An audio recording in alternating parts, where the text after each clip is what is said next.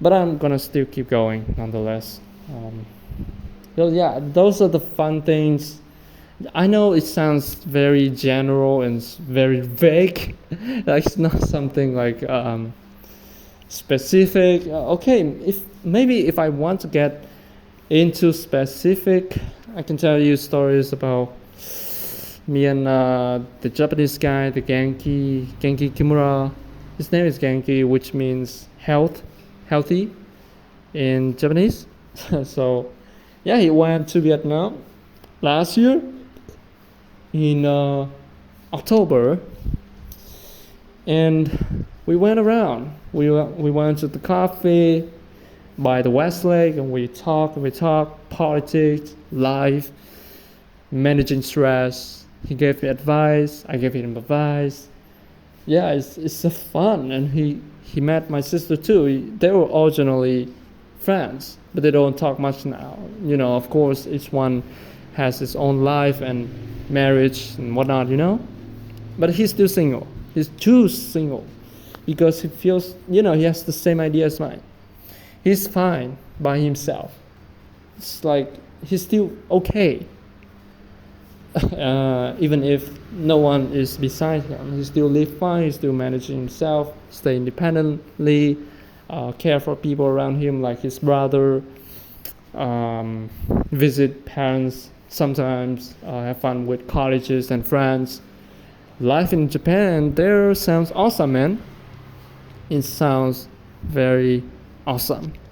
And I love Japan. I love going to Japan one day to work as an engineer. It's more about the experience than blindingly want to get money. It's not totally like, I want to get money so bad, I have to go. No, it's more about the act itself. It's more about the purpose that I want to experience being a prominent, a very good, valuable worker there in Japan, contribute to the society, and of course, making money and experience a workplace there, what it's like going around, live in Tokyo, buying sushi, hiking in the weekend, hanging around with Vietnamese friends or Japanese friends or Chinese friends, whatever. It sounds totally cool and fun. So that was my life for the past 1 year. It was rough, but fun at the same time. And I learned a lot of things from that. What about Blaze? So that was about time, right? I just talked about my years, my past experience. I want to talk to you about my space, the space that I'm currently staying at. So it's a dorm of a dormitory style room, by the way, in the homestay. So this homestay belongs to my sister, who owned this business. She built it. I helped her a lot, so I also contribute to the business. So she let me stay in the first floor, the dormitory room. So I got one bed to my own, with the rent of 2 million a month. So basically, I would go out and being a tutor. I work part time as well. In the past, I worked as a restaurant cook. It's like someone who helps the main cook. In Vietnamese, it's called phụ bếp. It's like helping the chef. So it was a very hardworking job. And then I used to work at a coffee shop, even though there are very few people who work there. Spend the whole goddamn day with no customers. It's insane. And then I still only receive 100,000. It's like $4 for the whole goddamn day stay spent it there. It's a crazy story. And then I moved to work in a What? Yeah, I work as a waiter. I also sell, PDF study material online. I offer to tutor online, though never got to experience that. Like just offer. And eventually someone need me to teach their sons and daughters English. And later on, I only teach her son to focus on his studying and taking entrance exam into high school. So this guy is a very nice kid. So I taught him, I just tutor and earned roughly from 1 million to 1.5 million a month. So with that money, I totally spent it on rent. I gave it all to my sister every month. I literally don't got any money left on me. So any money I have to ask for ask for my mom, my dad. Even though my dad also don't give me much, so probably mostly just my mom. She gave me probably just 200 to 500,000 per month. So I have to survive. I have to survive with just $20 a month in Hanoi. All the food I had to bring from the hometown because food there in Hanoi is very expensive. Anyways, I digress. What was I talking about? Oh yeah, so the dormitory room in this homestay is a very interesting case. In the first year, I used to stay with my sister in a separate house. It was a small house, a 3-story, 4 stories house, each room, but it's very small. It's like a slum house. It's very small. It's very suffocating. And then we eventually moved to this new homestay. Not the homestay of my sister, of course. It's still, her homestay from before. And at first, I was staying with my sister on the 4th floor in the same room with Kevin, who would eventually be her husband, but at that time, her boyfriend. So I stayed with both of them in that room, but eventually I moved back. Not back. Oh yeah, back. Yeah, because originally I stayed dorm. Then I moved to 4th floor, and then I moved again back to the 1st floor. It's totally not optional, totally not voluntary, by the way. It's all my sister ideas. So she made me do that, and I had to do that because I have no power over what or where I can stay. So I moved to the 1st floor, which is the dormitory room. I stay on the upper bed at the first time, and below my bed is a Chinese guy. So what's very interesting about this Chinese guy is that he's 30 years old, living in Vietnam, going to Hanoi University. His name is Hanoi University, by the way. He studied Vietnamese for fun, apparently, because he has no intention of using Vietnamese for a job or working here in Vietnam. So I just asked, why do you study Vietnamese there? He just said, because I want to live in Vietnam for a while. So there's that. So it's just an excuse for him to stay in Vietnam for longer as a student. And yeah, he's a very chill guy. He plays guitar, but that dude is also very inactive. Like, he doesn't go out much, he doesn't do physical activities, his body is pretty weak and small. By the way, he had this obsession, very weird obsession with girls.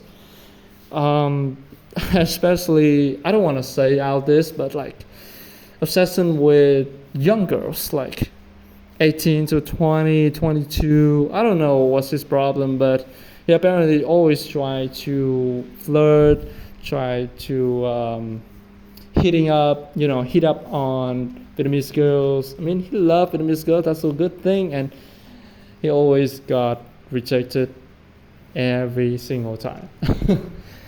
He had a girlfriend before, but by the way, I'm getting too deep into his personal stuff. But anyways, so me and this Chinese dude, we were talking a lot. We were talking about different stuff. I talked with him in Japanese too. Oh, Japanese. He can speak Japanese? Yes, that's a very surprising part. I never met anyone, let alone Chinese, who can speak Japanese, a very hard language. So it turned out this dude had lived in Japan before for several years, working as a photographer, right?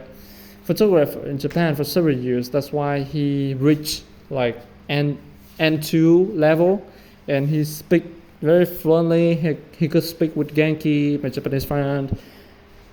Yeah, they do stay for a while, and then he eventually moved out. Sometimes, occasionally invited me to go to the clubs and coffee meetings. Is it coffee meeting? It's like the clubs, social activities in Hanoi University, that university.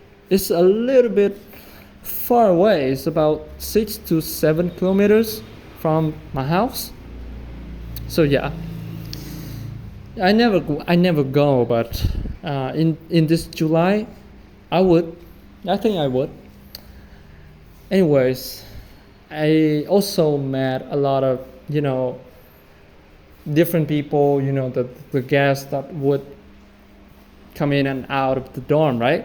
Different people just come in and out that create opportunities for me to meet a lot of foreigners. I speak English a lot with a lot of them.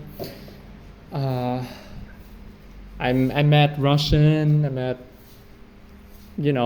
English people, German people, Swedish old guy who cook breakfast at 5:30 every morning. I met a Myanmar guy who is a YouTuber who travel around Southeast Asia. He very love Vietnam. Like the similarities with them is very uncanny. Actually, they all love Vietnam. Like, yeah, this is a good thing.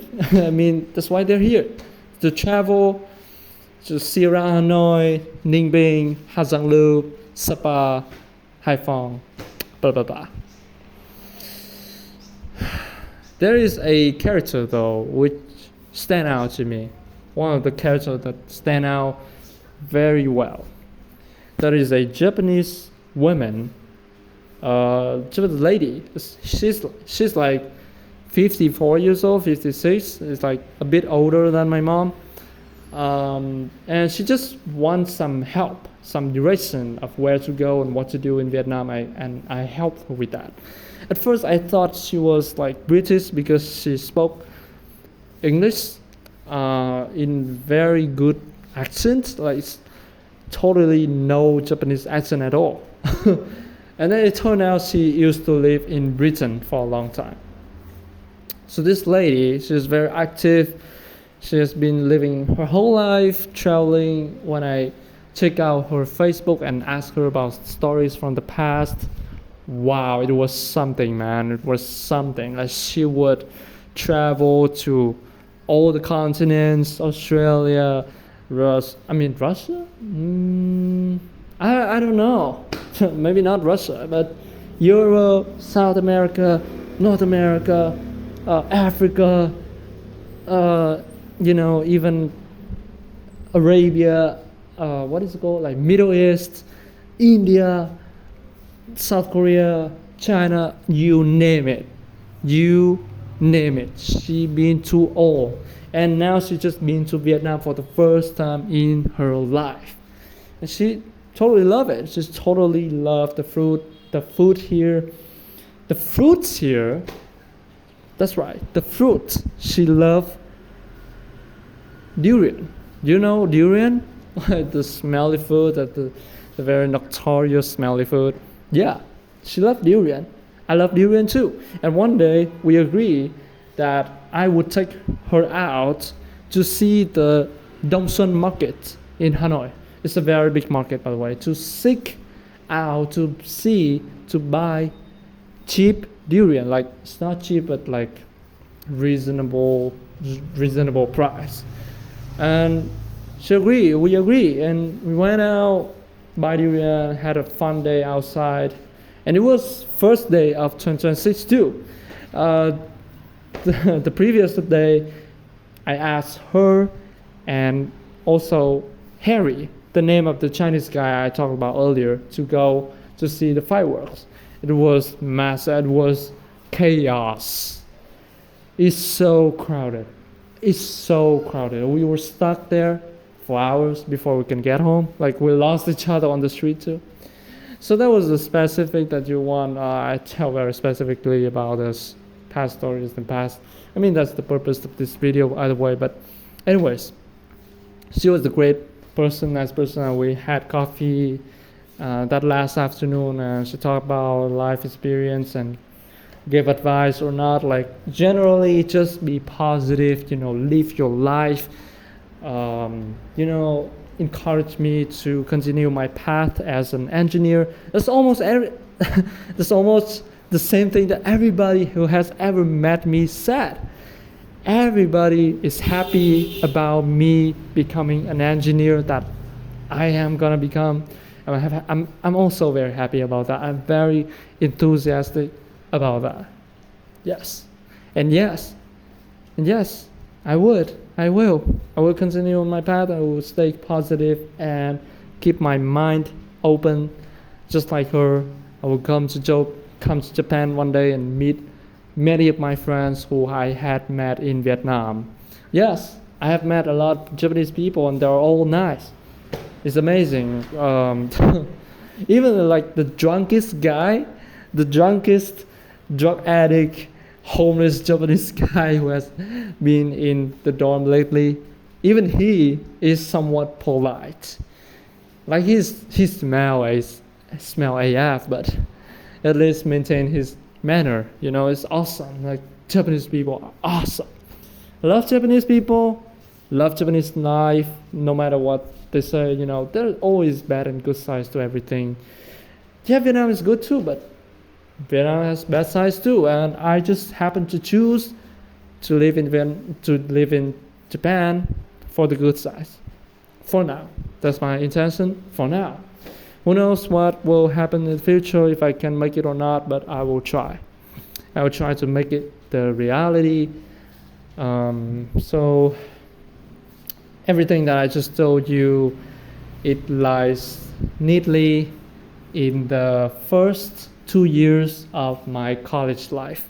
So basically just half of 2024, the last half of 2024, the full 2025, and the first half of 2026. So update for the current situation. My family is good, fine. My grandparents are still healthy. I'm still healthy, I'm fine. I'm still working on my work, my homework, my engineering problems, trying to maintain a good lifestyle and structure and thinking and developing everything. My sister is pregnant. She has been pregnant for about 3 to 5 months. I don't remember exactly, but her stomach starts to, inflate, yes. Kevin guy is good. He's a decent guy who just really focused on his work. My friends are fine. They're also just focused on their own life. I don't meet up with them a lot recently, just because of the fact that everybody has their own life. And right now I just realized as an adult that we both have our own life, and the more that we grow up, probably we would not be close to each other as before. We don't hang out as much as before. But here's one positive thing. We will increasingly meet more and more people, new people. The people that we never know that we needed, that never knew are important to our life, to our experience, and have that so much fun with them, And so I think that's one beautiful thing of life. And this is a very nice conclusion to this podcast. I remember, like, I don't know if there's anything I miss out on. Probably everything that I just told you guys, but so far it's not the full picture, but not necessary. It's not that necessary to dive into everything, right? It's just general picture is enough. I'm very satisfied with how I've been doing in this podcast so far. And once again, thank you guys so much for listening. And we'll continue growing. I will do this kind of podcast again in the future to not only entertain the listeners but also document my life and remind that I still have a brain, I still have memories, and my life is sometimes very precious and worth living for. And so is your life. So is everybody's life.